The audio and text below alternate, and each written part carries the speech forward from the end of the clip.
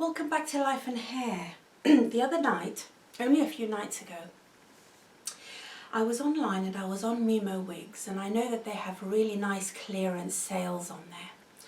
And I was flicking through. As you know, you flick through the photographs until something catches your eye, you click on it, you explore it a little bit. Well, I came across this Belle Tress wig. I've never had a Belle Tress wig before. I'm always a little bit nervous when I'm about to purchase a new style, but I came across this one, which is called Rosella. And first of all, I thought that it had quite a wild gypsy kind of name, and it kind of captured my imagination a little bit. And then when I was checking out the style, I could see that it actually was quite a full style. It's also got some lovely beach waves, and it came in some interesting colours. It has a monofilament part and a lace front, and the rest is just an ordinary cap. It's got an extended neck and some nice metal stays in the ear tabs. And the colours that were available were kind of very, very fair or very dark, because you know the clearance pieces only come in limited amounts of colours unless you want to pay full price, and then you've got lots of options. But I came across this colour. It's called Caramel Almond. And after a little bit of toing and froing, I decided that I was going to go with this one. You know that I'm trying to venture into lighter colours, and I'm kind of dipping my toe because I've been exploring the long rooted. And the reason long rooted appeals to me is because there is a medium brown sort of around my face, and then further down you get the pale colours. Now, I really want to talk about this amazing colour. Firstly, the beautiful rooting. There is no real mahogany in this colour like there is in the Rene of Paris fashion colours. The long rooting there, they always seem to use a kind of mahogany. It's a natural medium brown, but it's two shades of brown. So you have the dark brown, generally, sort of like this, and it's interspersed with the more auburn brown highlights, particularly around the face. So it's probably not going to look very different on camera, but it's most certainly a more medium auburn. The cats have decided to have a fight now. Of all the times they can have a fight. So the long root comes down like this, and if we lift these back layers up, these top layers, you'll see where the blonde really comes into play. I can see two shades of blonde. There is an ashy, well, firstly there is a golden blonde, and then it's got interspersed highlights of a much paler ashy blonde. Do you see that beautiful colour? And when the top parts, the top layers are dropped down, they have less of the golden blondes, but all you get is the effect of these sun-kissed tips. This is the front. I was so mesmerised by this beautiful colour, and it really made me feel excited about trying the blonder shades for the summer. So, just to show you the inside of the cap, here is the monofilament part. This part sits on the left hand side of your head, so the majority of the hair is parted and hangs onto the right.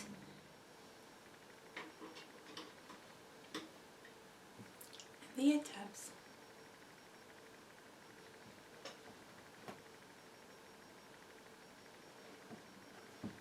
It really is very comfortable, and I would say that it runs larger than other average sizes.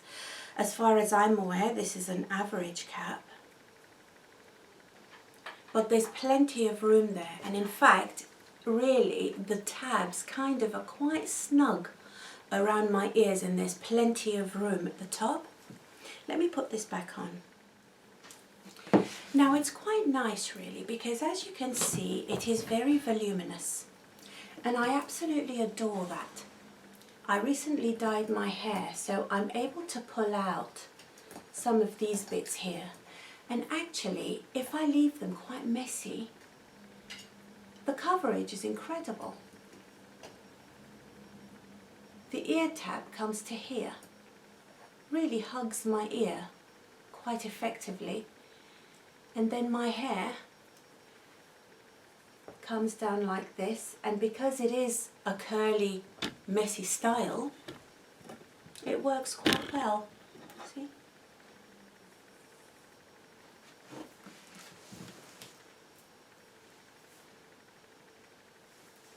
The weather in the UK has been absolutely atrocious, but I live in hope that in June it will start improving. And I think next week is June, and we've had so many overcast days already, just interspersed with occasional good weather. But I wore this summer dress, which I got from Asda yesterday. Asda is one of the supermarkets here in the UK. Because I can really see myself going out. And I definitely think this is a date night wig, or even if it's going out in the day, but I can really see myself going out with my husband to somewhere nice and sitting outside in the sun. And speaking about sitting outside in the sun with Rosella, let's have a closer look at her lace front. The knotting, of course, is dark because this hair is dark.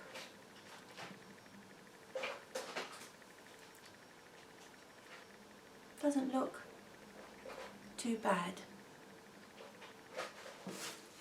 I think this style can lend itself quite nicely to all sorts of styling. So let's see how it would look up in this clip.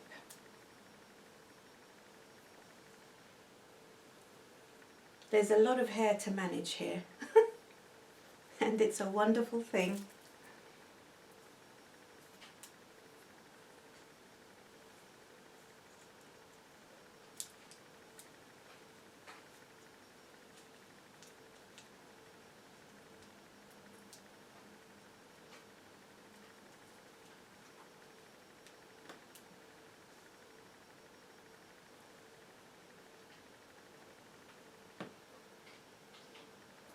Now it does have a nice messy quality to it, and I do really like that, but check this out.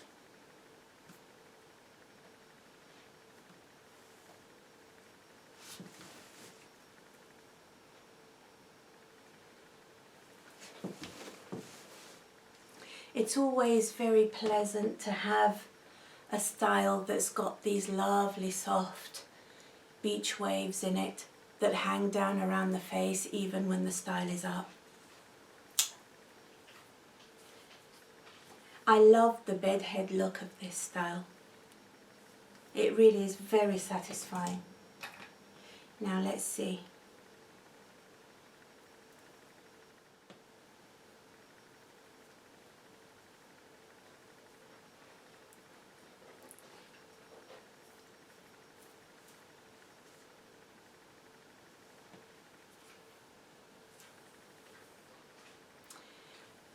The texture of the fibres is incredibly satisfying.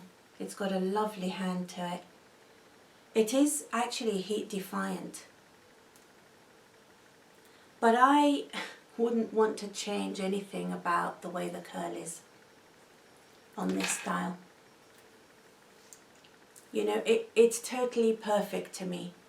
What attracted me about this was the fullness, the volume, the curl. I feel that the colour really accentuates the curl and gives it a lot of texture. The hair has a lovely heaviness to it, but it's not a heavy wig. And as I said, that there is quite a lot of room in the cap, so I feel like I can breathe in it. What I will say also, if we look at the back, there is a shape to the hair at the back. It doesn't hang straight across. It kind of is tapered down the back. It kind of reaches my bra strap. I'm going to put the measurements on the screen, but if I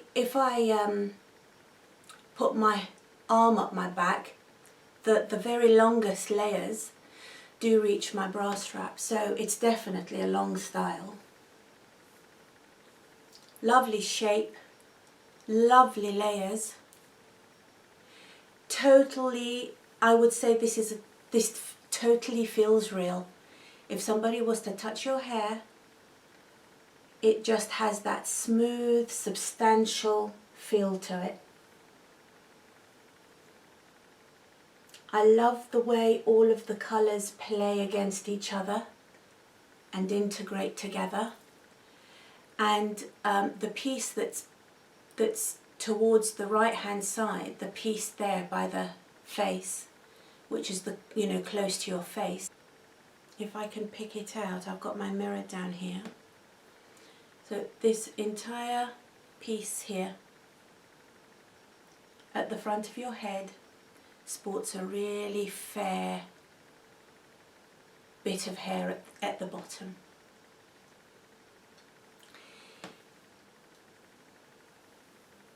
So that's my review of Rosella. I'm utterly delighted with it. I've been on the lookout for, I don't know how to describe it. I've obviously bought lots of different styles, you know, Ray and the bobs and the straight bobs and the beach waves and all of that sort of thing. But I specifically wanted kind of just a long style, just a piece of long hair that I could make something of, should I choose to.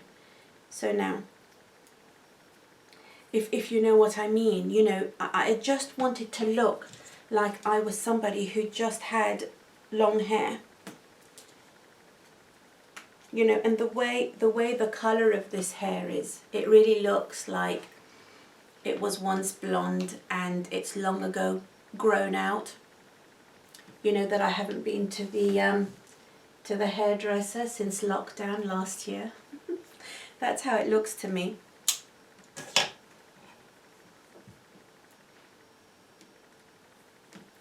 Let's see how it is in a casual low bun. I'll just put it round twice.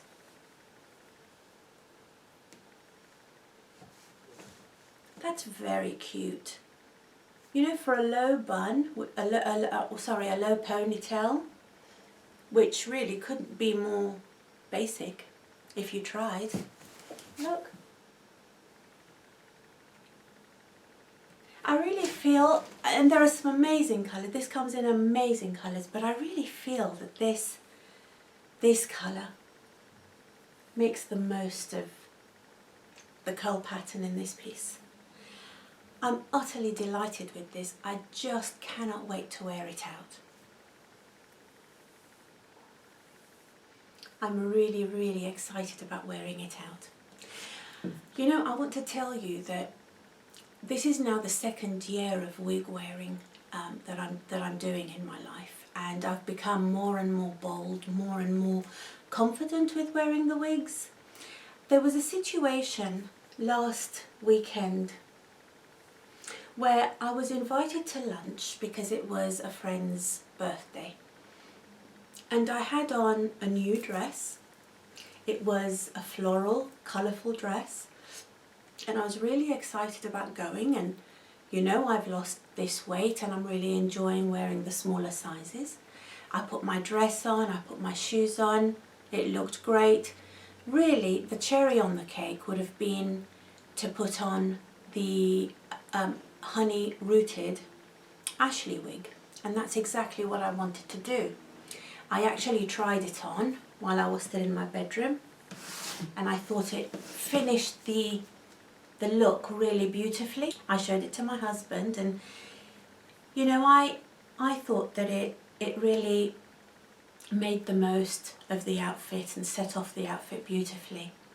And then I started to get second thoughts about going out, because we were going to somebody's house. We were going to be outside. They had a marquee outside, and they were going to have a barbecue. And this couple I hadn't properly met. I mean, we briefly met once, probably about 2 or 3 years ago.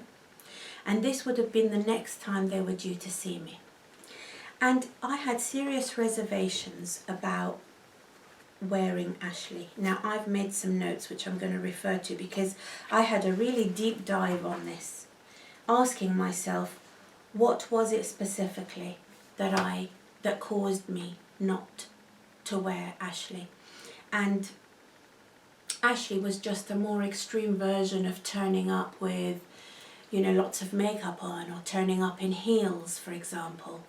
I'm really enjoying making the most of my appearance in this particular way. I'm not suggesting for a moment that wearing makeup and hair and, you know, dresses and heels is the only way you can make the most of your appearance. But certainly for myself, and for what I've always wanted for myself, I feel that I'm really living into that ambition of mine and that interest of mine. It's a form of positivity for me to look a particular way with makeup, nails, clothes, shoes. And I very quickly realised that actually most people don't dress up. Even if it is just having a normal cotton dress like this.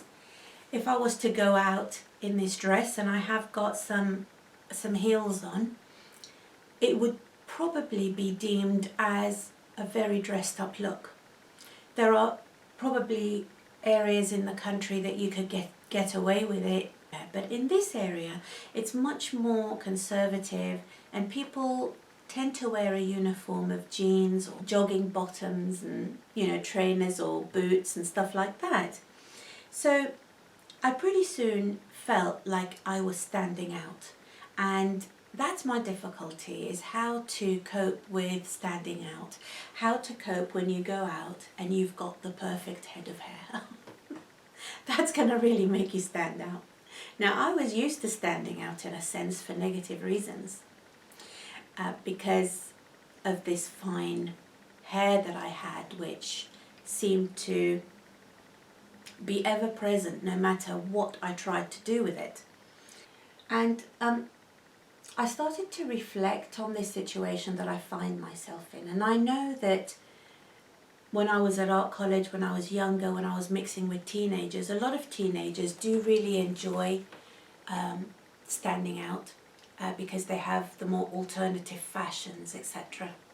But by the time we're adults and we're all grown and our children have grown, we tend not to view ourselves as being able to play with that role. You know, it's almost as though society gives certain types of people a pass. And they're usually celebrities, or if you're an artist or an eccentric or very creative, or you work in the industry of hair and beauty. You know, people expect you to express yourself in a more unusual and pronounced way. But if you're just an ordinary person like me, works part-time, married, grown-up children, who wants to enjoy changing her look in a sense, which might cause a person to stand out, then there seems to be a little bit of a question mark around that. And nobody questions themselves more than I question myself. You know, recently I came across a very charismatic and interesting woman in our wig community. Her Instagram is actually alopecia.candyco84. I believe her name is Candy. And she's a very beautiful young woman with 2 young children who has a condition called alopecia universalis, where she's lost all of her hair, all on her head and on her body, eyebrows, eyelashes, the works. But she's really into her makeup, and she used to be a makeup artist, you see. And she wears a lot of makeup. She has very, very heavy coverage of makeup. She looks an absolute picture. And you can tell that she enjoys it, and she's not self-conscious of herself. She just expresses her personality. This is how it comes across to me. Now, you know, I might be wrong. She might have battled with feeling self-conscious for all I know, but she certainly doesn't come across that way, and she's the first to say how much she loves makeup and talks really to other women who absolutely love makeup like she does. But I find her very inspirational because she's living her truth. She's chosen to wear wigs because of her alopecia condition. But she's gone with the very, very blonde, often rooted. She has synthetic and she has real human hair wigs, and they're pretty much blonde, or she goes for the copper, the deep reds, and she looks absolutely amazing. But what really interested me about her and how she presented herself to us was that she was unapologetic. She was unapologetically herself. And when she talks to camera and is addressing us, she's not worrying about what she looks like. She's just focusing on making that connection with the viewer.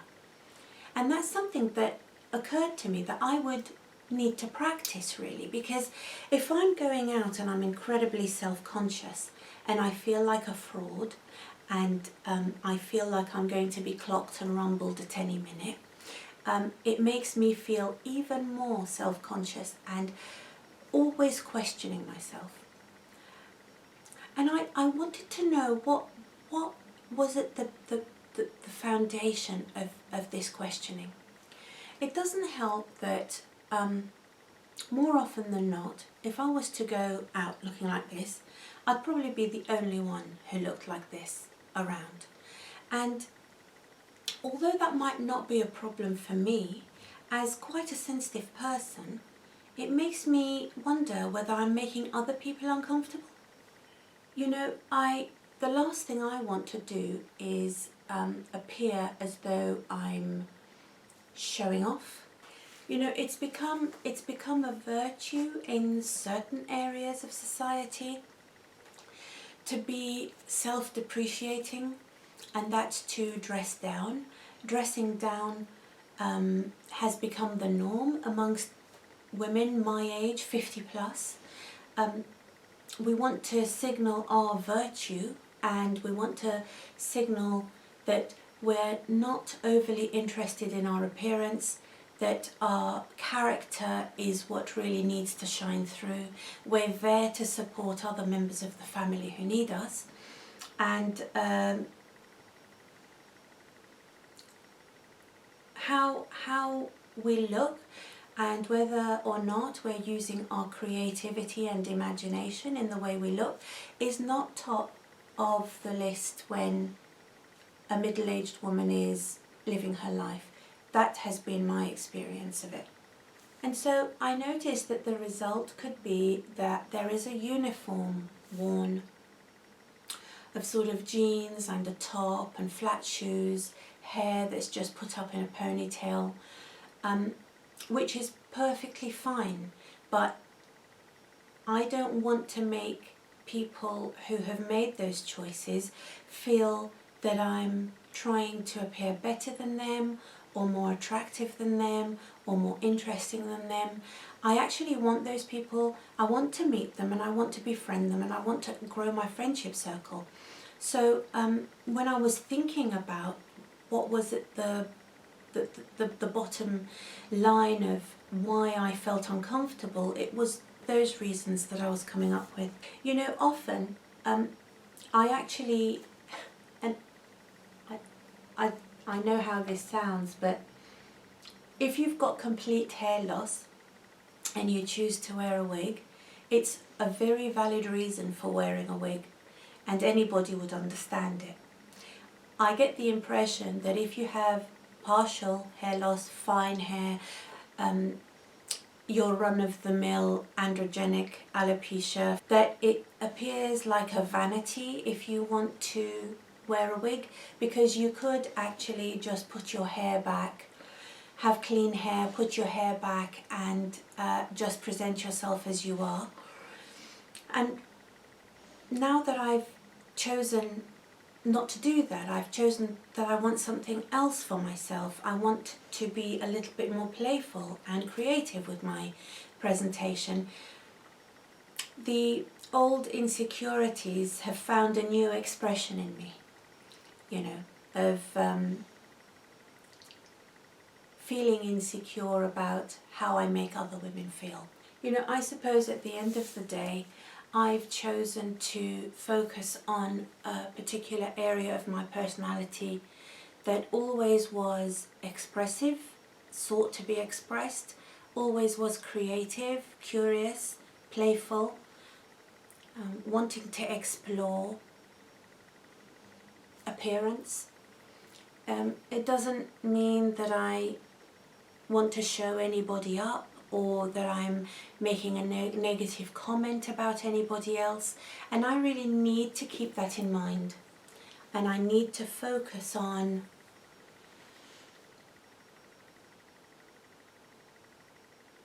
connecting with people and not worrying about what I actually look like.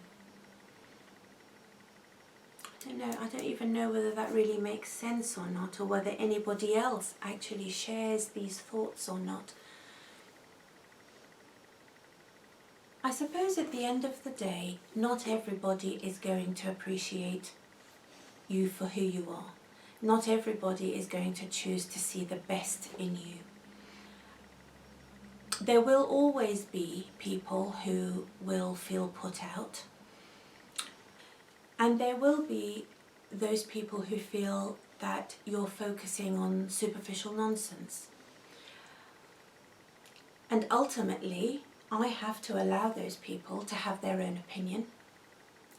But conversely, I ask them to allow me to live my life the way I want to live it.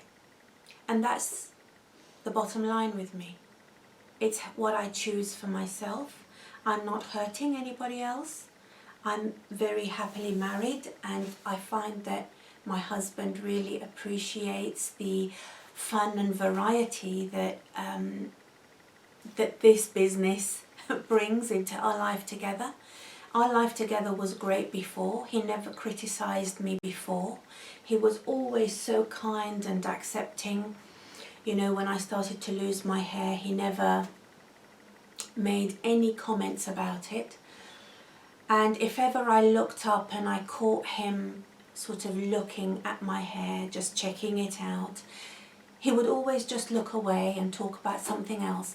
He always went out of his way to make me comfortable, to put me at ease, and I will never ever forget that kindness. But now I'm in a new phase in my life, and there is no way that I'm going to stop having this sort of fun. I'm not going to stop. So it's a matter of rediscovering who I am now, and having the reassurance of this community on Instagram and YouTube and Facebook. It's just wonderful, it's amazing, it's inspiring. I'm eternally grateful to have found it, and so glad that I decided 2 years ago to buy my first wig. Truly, I've never looked back, and this is my latest purchase. Thanks very much for watching Life and Hair, and please subscribe and comment. I absolutely love reading what you've got to say. Until next time.